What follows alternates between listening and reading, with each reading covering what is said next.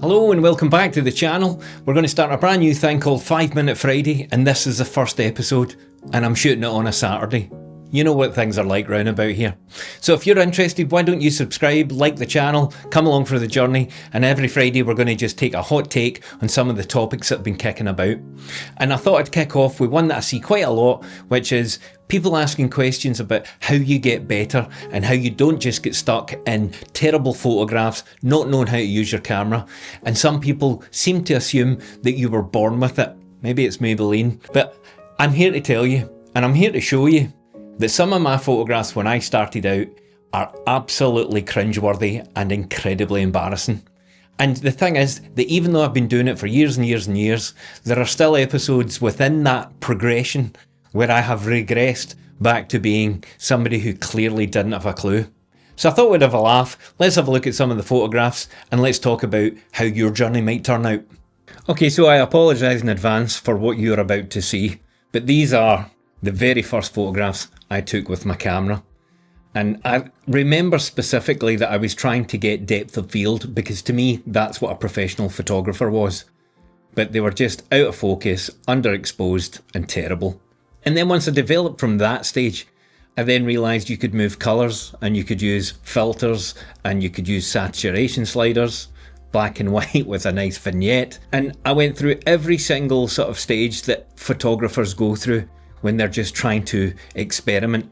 And I apologise for that photograph of me, but that was taken in lockdown, and I think we can agree it was a stunning self-haircut I gave myself. But I just kept going. I bought some new software. I bought the Luminar plugins for sky replacements, for making sun rays appear where there were none, and very quickly realised that that was just a terrible look. I then started taking some portraits of my sons out skating, captured that beauty there, which was a gorse bush and a rusted fence. Went up to the loch side, took photographs of the loch, and what I realised was I had no idea what I was trying to achieve. So little by little what I started to do was slow down and give a bit of thought about what do I want before I actually go out. And then that led to some shots like this where, you know, a bit of soft colour coming in, a bit of composition, and before I knew it, I started to take better images. But as I've alluded to at the start of the video, I would make quite a considerable bit of what I thought was progress, and then all of a sudden I would take some photographs out on a day that looked as if I'd never picked a camera up before in my life. But I think that's the nature of this. It's about experimenting, it's about failing, and it's about not being scared to fail. So one thing you'll have heard me say a lot in my videos is go somewhere good to get photographs, and you can start to see now that I'm travelling to different locations. I'm not being quite as lazy and just going out my back door and taking photographs. By the time I got to this stage, which I'm about 2 or 3 years in, I'm starting to turn out more good images than bad images. But that said, there would always be one that was so bad it was just an absolute cluster.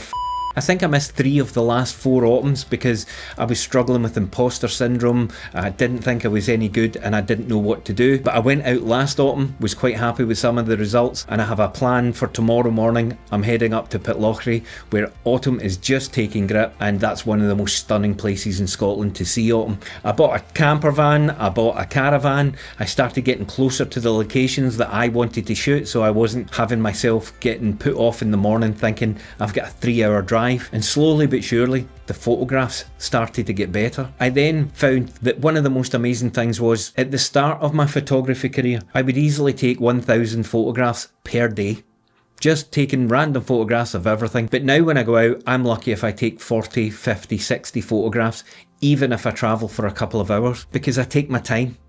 I think about composition more. I think about what I'm trying to say in my photographs, and believe me guys, that's one of the most important things. What are you trying to tell your viewer? Have it up here clear in your head, and then go out and try and capture it in the camera. Recently I was in Albania, and these are a lot of the shots that are on the screen just now, where I did a lot of street photography, and the things that I've learned from street photography that I've taken back into my landscape photography has been fantastic. So that's my journey guys. That's been 5 years of trial and error, good shots, bad shots, great moments, dropping lenses and locks. But do you know what? Throughout it all, it's been an absolute joy, and I thank you for coming along for the majority of that journey. So there you go. They might not all be bangers, but I can guarantee you this one thing, that every single photograph I took, it was absolute joy to be outside, to have my camera, and to at least make an attempt at making a good image. So don't give up, stay motivated, get out, take your cameras, and join me in the next video when we'll look at a specific topic that'll help you get better. And in the meantime, why don't you watch this video, because it's a great place to start.